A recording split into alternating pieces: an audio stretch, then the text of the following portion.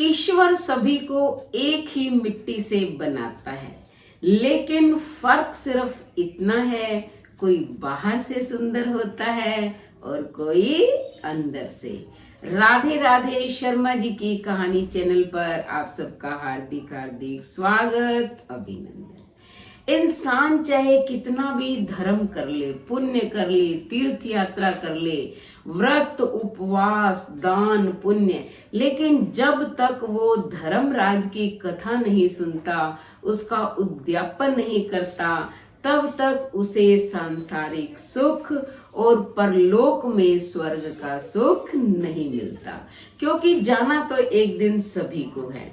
जो लोग धर्मराज की कथा सुनते हैं, उद्यापन करते हैं, उन्हें यम के दूत धर्मराज जी के पास लेके जाते हैं और धर्मराज जी उन्हें स्वर्ग लोक में भेज देते हैं।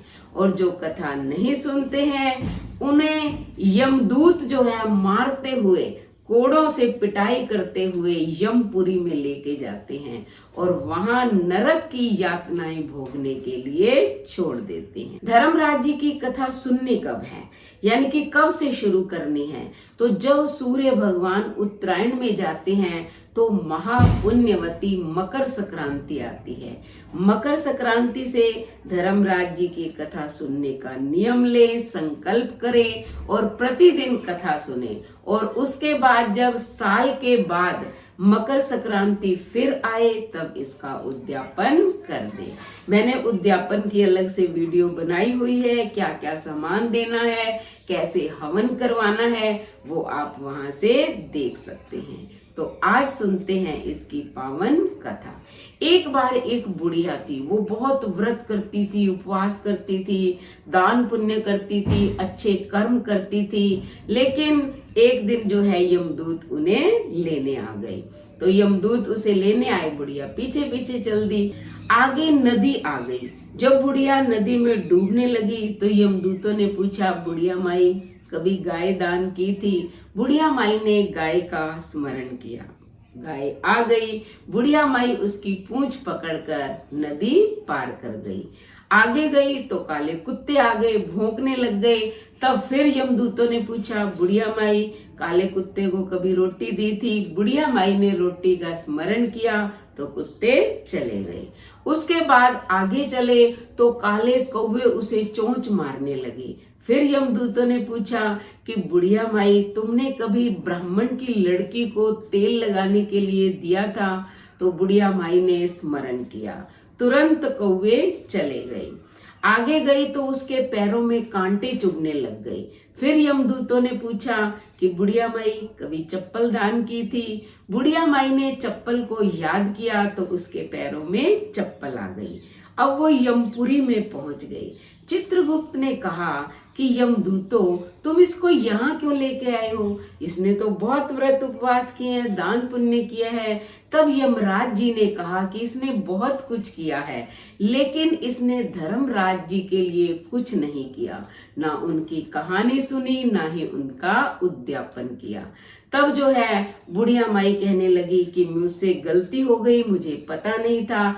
आप मुझे केवल 7 दिन के लिए वापस मृत्यु लोक में भेज दें। मैं उनकी कथा भी सुनूंगी और उनका उद्यापन भी करूंगी। तब जो है यमराज ने उसे वापस भेज दिया।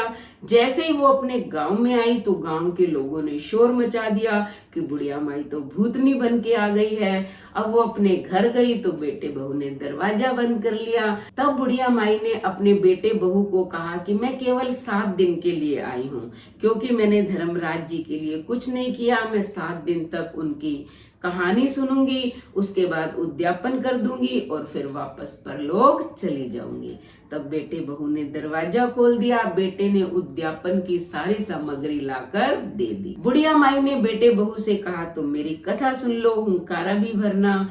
उन्होंने कथा तो सुनी लेकिन हुंकारा नहीं भरा। फिर वो पड़ोसन के पास चली गई। पड़ोसन ने उसकी कहानी भी सुनी और हुंकारा भी भर दिया। 7 दिन के बाद उसने ब्राह्मण को बुलाया, हवन करवाया, उद्यापन किया, सारा सामान दान कर दिया। तब जो है धर्मराज जी ने बुढ़िया माई के लिए एक विमान भेज दिया। अब जब वो जाने लगी तो पड़ोसन कहती मुझे भी लेके चलो। उसने पड़ोसन को बिठा लिया, सारे गांव के लोग इकट्ठे हो गए। वो कहते हम भी चलेंगे, हम भी चलेंगे। विमान को देखकर सबका मन करता है। बुढ़िया माई ने कहा तुमने तो कहानी सुनी नहीं है। तब वो बुढ़िया माई के पैरों में गिर गए, कहते अब आप सुना दो हमें कहानी, हम कहानी सुनेंगे, हुंकारा भी भरेंगे। तब उस विमान में ही बैठे बैठे बुढ़िया माई ने धर्मराज जी की कहानी सुनाई। सभी गांव के लोगों ने हुंकारा भरा और सभी लोगों को उसने विमान में बिठा लिया। अब जब विमान धर्मराज जी के पास पहुंचा तो धर्मराज जी ने कहा कि बुढ़िया मैंने तो तेरे लिए भेजा था, तू सारे गांव वालों को लेके आ गई है। तब बुढ़िया माई ने हाथ जोड़कर प्रार्थना की कि धर्मराज जी इन्होंने भी कहानी सुनी है, इन्होंने भी हुंकारा भरा है और आप मेरे पुण्य का आधा पुण्य इन्हें दे दो। तब धर्मराज जी ने सबको स्वर्ग भेज दिया। तो जो भी इस कथा को सुनता है, हुंकारा भरता है, वो सीधा धर्मराज जी के पास जाता है। धर्मराज जी उसे स्वर्ग में भेज देते हैं। इस संसार में भी उसे तकलीफों से छुटकारा मिल जाता है। तो आप भी इस कहानी को सुनिए, उद्यापन कीजिए, उसके बाद चैनल को सब्सक्राइब करें, लाइक और शेयर करें, कमेंट करें और बेल आइकन के बटन को दबाएं ताकि ऐसी ही कथा, कहानी, उपवासों की वीडियो का नोटिफिकेशन सबसे पहले आपको मिले। धन्यवाद।